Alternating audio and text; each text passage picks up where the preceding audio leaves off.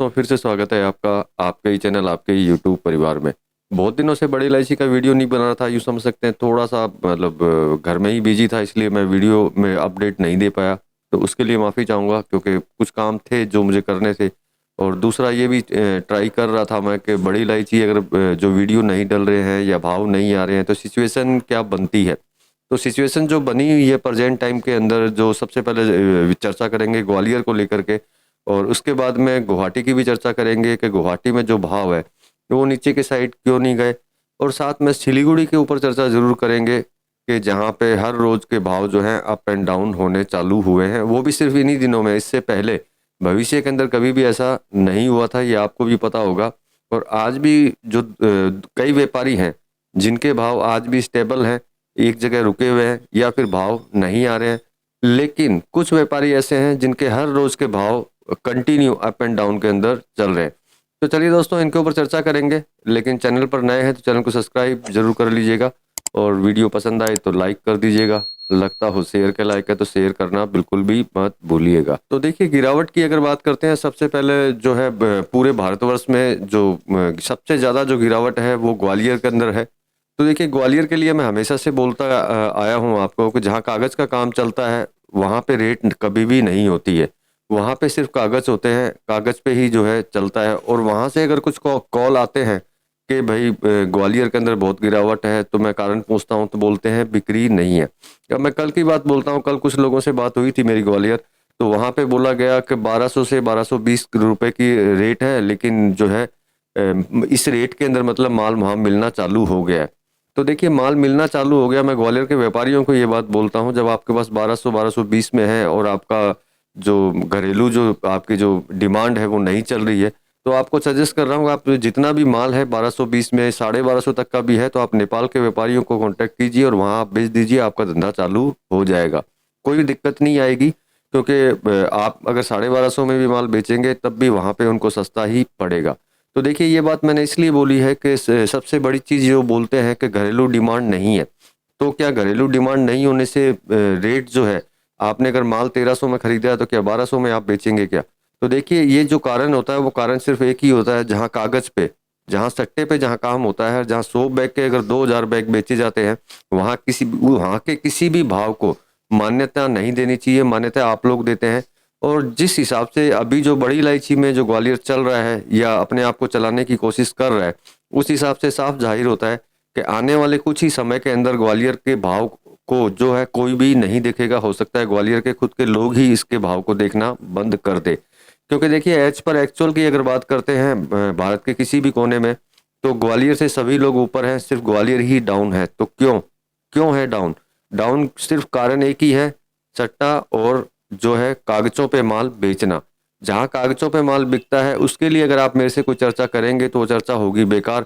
क्योंकि present time में जो ग्वालियर जो कर रहा है, मेरे हिसाब से आने वाले समय में वो नहीं कर पाएगा। क्योंकि इससे नेपाल के व्यापारियों को, सिलीगुड़ी के व्यापारियों को, गुवाहाटी के व्यापारियों को अच्छी तरह पता चल रहा है कि वहाँ की सिचुएशन जो है क्या है, होती क्या है, दिखाई क्या जाती है और बताई क्या जाती है। तो देखिए, मैं सबसे पहले कागजों वालों को ही बोल देता हूँ। देखिए, आपके लिए मेरे पास ज़्यादा बड़ी राय नहीं है, लेकिन इतना ही बोलूँगा, अगर आप में दम है, आप में ताकत है, तो उनसे माल ले लीजिए। क्योंकि बड़ी इलायची में किसी तरह की जो है मंदी नहीं है।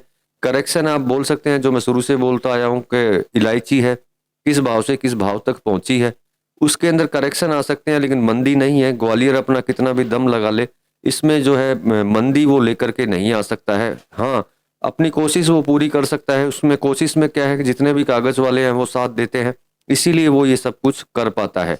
अगर कागज वाले साथ देना बंद कर दें और अपना माल खरीदना चालू कर दे, तो आपको खुद को पता चल जाएगा कि ग्वालियर क्या है, उसके पास माल कितना है।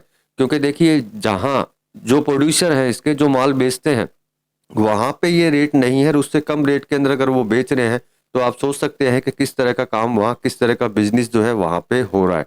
तो आप खुद समझिए, अगर आपको बचना है तो आप जितना माल उठा सकते हैं उतना माल उठाइए उनसे। जितना माल आप उठाएंगे और बेचेंगे नहीं, देखिए मैंने आपको पहले भी एक वीडियो में बोला था कि घाटा उसको लगता है जो माल बेचता है। जब आप माल खरीद करके बेचेंगे ही नहीं तो घाटा आपको लगेगा कहाँ। और सबसे बड़ी चीज़, शुरू से लेके आज तक जो मैंने आपको इन्फॉर्मेशन दी है, कि बड़ी इलायची की आने वाली फसल जो है वो भी ज़बरदस्त तरीके से ख़राब है। और आने वाले अगर 10 दिनों के अंदर अगर नेपाल में बारिश नहीं हुई तो जो 20% जो माल निकलने वाला है वो भी माल जो है नहीं निकलेगा, क्योंकि ये समय है इलायची का फूल लगने का। अभी अगर उसे बारिश नहीं मिली तो वो फूल नहीं लगेंगे, और फूल नहीं लगेगा तो मतलब आने वाले जो 20% अपन आशा कर रहे हैं वो 20% भी जो माल है वो नहीं आएगा। अब देखिए ग्वालियर के बारे में ज़्यादा चर्चा करने की जरूरत नहीं है, क्योंकि जहाँ सट्टा और जहाँ कागज चलते हैं उसके भाव की कोई वैल्यू नहीं होती, उस मंडी की भी कोई वैल्यू नहीं होती। और बड़ी इलायची में मैं ये 100% बोलता हूँ, आने वाले समय आने वाले सीजन के अंदर बड़ी इलायची का जो है बड़ी इलायची का के नाम से ग्वालियर का नाम 100% हटेगा, क्योंकि कोई भी आदमी अगर कुछ गलत करता है कोई भी मंडी, तो वो एक निश्चित समय तक ही कर सकती है, उसके बाद में उस मंडी का नाम जो है खत्म हो जाता है। हर मंडी का एक समय होता है हर प्रोडक्ट को लेकर के, तो बड़ी इलायची को लेकर के ग्वालियर का अभी समय है, लेकिन वो समय जो है बहुत जल्द खत्म हो जाएगा, क्योंकि सभी लोगों को जब पता चलेगा कि हमारे जो प्रोड्यूसर हैं उन लोगों को हमारे प्रोडक्ट के साथ क्या होता है, तो उस चीज़ का आप नतीजा आगे देख सकते हैं। बाकी ग्वालियर में जो कागजों का काम करते हैं उनके लिए मैंने बोल दिया। अगर सीधी सी बात बोल रहा हूँ, दम है तो माल उठाइए, आपको पता चलेगा क्या मंदी है या फिर तेजी है। खाली बोलने से कि भैया आज रेट टूट गया, हर 1 घंटे में रेट तोड़ दिया, हर 4 घंटे में रेट बढ़ा दिया, तो ये अगर अगर वो करते हैं और आप फिर भी माल लेते रहते हैं तो आप नुकसान के लिए तैयार रहिए, आपको नुकसान 100% लगना है, क्योंकि कागजों का मतलब ही नुकसान होता है, क्योंकि भाव उनके होते हैं, कागज आपके होते हैं। तो कागजों में लिखते रहिए और कागजों में चलते रहिए, और बड़ी इलायची में कमाना है तो जितने कागजों में माल खरीदें वो सारा खरीद लीजिए। आप खरीदेंगे तो आपको पता चल जाएगा कि मंदी है या फिर मंदी नहीं है। बाकी विचार आपका है, आपको जैसे करना हो आप कीजिए, मैं मेरी इन्फॉर्मेशन आप तक हमेशा पहुंचाता रहूंगा। अब बात कर लेते हैं गुवाहाटी की, कि गुवाहाटी में गिरावट क्यों नहीं है। गुवाहाटी में आज पिछले मेरे हिसाब से 16-17 दिन से आप देख रहे होंगे कि किसी तरह की जो गिरावट नहीं है। लास्ट जो भाव थे 1401 रुपए का था, आज भी वही भाव है। किसी तरह का गिरावट जो है गुवाहाटी में नहीं देखा गया, आसाम में नहीं देखा गया। इसका कारण क्या है? क्योंकि यहाँ माल बिकता है, यहाँ कागज नहीं बिकते हैं। यहाँ पैसा देकर के माल खरीदा जाता है, फिर अपने गोडाउनों में लाया जाता है, फिर माल को बेचा जाता है। ऐसा नहीं है कि आपने 100 बैग मांगे और 1000 बैग मांगे, सॉरी, हमारे पास 100 बैग और हमने आपको 1000 बैग दे दिए, ऐसा गुवाहाटी में नहीं होता है। इसीलिए यहाँ का भाव स्टेबल है। अब नेपाल की अगर बात करते हैं तो नेपाल का भाव जो मैंने ग्वालियर के व्यापारियों को बोला है आप उनको बेच दीजिए। आज का भाव 78,000 रुपये। अगर भारतीय करेंसी के अंदर बात करते हैं तो स्पॉट प्राइस किसानी माल का जो भाव है वो 1220 से लेकर के 1250 रुपए के बीच में आज का भाव उसका है। तो जब ये भाव नेपाल का है, जहां से माल लेकर के आप अपनी मंडियों में रख करके इतना डाउन के अंदर अगर आप बेच रहे हैं, तो इसका मतलब क्या हुआ? कहीं ना कहीं जो है जुगाड़ है, या फिर ग्वालियर वाले ऐसा हो सकता है डुप्लीकेट मशीनें लगा ली, उसी का माल बना बना करके आगे बेच रहे हैं। क्योंकि एज पर एक्चुअल जो है ऐसा हो नहीं सकता है किसी भी कंडीशन के अंदर कि आप किसानी माल 1250 में लेकर के आप 1250 में ही बेच रहे हो। किसानी माल वो भी नेपाल में।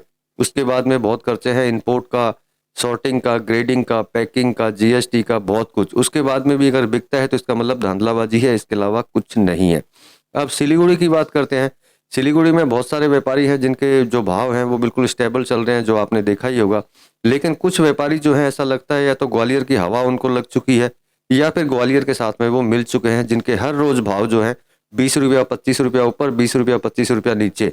तो ऐसा किसी तरह का कोई कारण जो है दिखाई नहीं देता है कि जिसकी वजह से भाव एकदम से नीचे चले जाए, भाव एकदम से ऊपर आ जाए। क्योंकि नीचे जाने का कारण इसलिए नहीं है कि उनको कहीं से जो है सस्ता माल उनको कहीं से मिल नहीं सकता है, और ऊपर ले जाने का मतलब, ठीक है आपने माल ज़्यादा रेट के अंदर खरीदा है तो आप ऊपर ले जाने तक तो जा सकते हैं, लेकिन हर रोज का जो है 25-30 रुपया ऊपर नीचे, तो ये तो ग्वालियर की हवा हुई, क्योंकि ये सब तो ग्वालियर में ही चलता है। सिलीगुड़ी में अभी तक तो नहीं चलता था, लेकिन पिछले 15 दिन से सिलीगुड़ी के अंदर ये सिचुएशन पैदा होने लग गई है। कुछ जो व्यापारी हैं वो ऐसा करने लग गए हैं, और कुछ व्यापारी ऐसे हैं जिनका आज भी स्टिल भाव है, स्टैंडी के अंदर चल रहा है, किसी भी तरह का कोई उतार और चढ़ाव उसके अंदर नहीं देखा जा रहा। इस बात से साफ जाहिर होता है कि जब पूरा मार्केट स्टैंडी है और उसमें से कुछ लोग जो हैं भाव को ऊपर नीचे करते हैं, तो इसका मतलब मैनिपुलेट होता है, इसके अलावा कुछ भी नहीं होता है। मतलब कि मार्केट में कुछ नहीं है, लेकिन हर रोज भाव को बढ़ाना और हर रोज भाव को घटाना, ये चीज जो है आप खुद समझ सकते हैं कि क्या ऐसा हो सकता है या फिर नहीं हो सकता।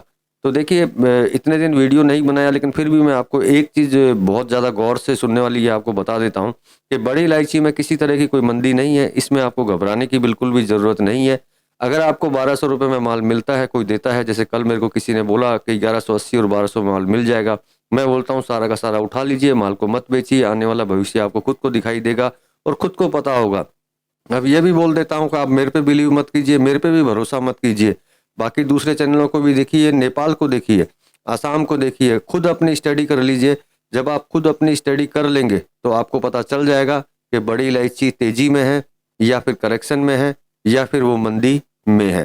तो देखिए सारी सिचुएशन आपके सामने है किस तरह की। हाँ, ये बोल सकते हैं कि मार्केट में जो थोड़ा उतार चढ़ाव कम है, सेल कम हो रही है, तो सेल कम होने का मतलब ये तो नहीं होता है कि आप 1300 को माल जो है 1200 में बेच दें। तो बाकी देखिए विचार आपका रहेगा। सिचुएशन मैंने सारी आपको बताई है और कहाँ पे क्या सिचुएशन चल रही है उसके बारे में भी आपको सारा कुछ पता है। बाकी आप अपने हिसाब से भी जो है अपनी जानकारी जो है इकट्ठी कर सकते हैं। आप अपनी जानकारी इकट्ठी करके भी अगर आप देखेंगे तो आपको पता चल जाएगा कि बड़ी इलायची की सिचुएशन क्या है।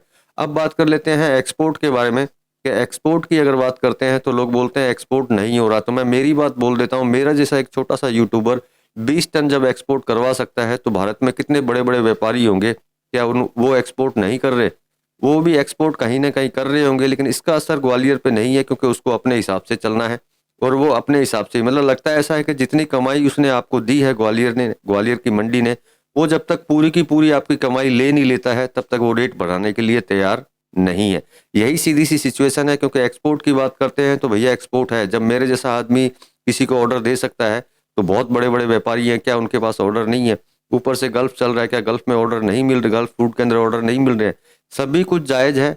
इसका मतलब साफ जाहिर होता है जबरदस्ती दबाने की कोशिश की जा रही है बड़ी इलायची को, जो दब नहीं सकती और कोई दबा नहीं सकता इसको। ये अपनी जगह पे जरूर आएगी, 100% आएगी। हाँ, हो सकता है कि क्योंकि ये एकदम से इसको ज़्यादा नीचे लाया गया है तो हो सकता है ऊपर आने में कुछ समय लग जाए इसको, लेकिन ये नीचे नहीं रहेगी, ये कंफर्म है। बाकी विचार आपका रहेगा कि आपको क्या करना चाहिए क्या नहीं करना चाहिए, क्योंकि मेरा काम सिर्फ इतना होता है कि मैं आप तक सारी इन्फॉर्मेशन जो है पहुंचा दूं कि रियल में चल क्या रहा है और आगे होगा क्या। फसल की कंडीशन क्या है, नेपाल की कंडीशन क्या है, सिलीगुड़ी की कंडीशन क्या है, गुवाहाटी की कंडीशन क्या है, वो मैं आप तक पहुंचा देता हूं, जिससे कि आप अपना विचार कर सकें कि आपको इलायची में क्या रहना चाहिए या फिर इससे निकल जाना चाहिए। बाकी विचार आपका रहेगा दोस्तों। और इस वीडियो में इतना ही, मिलेंगे अगले वीडियो में, तब तक के लिए धन्यवाद।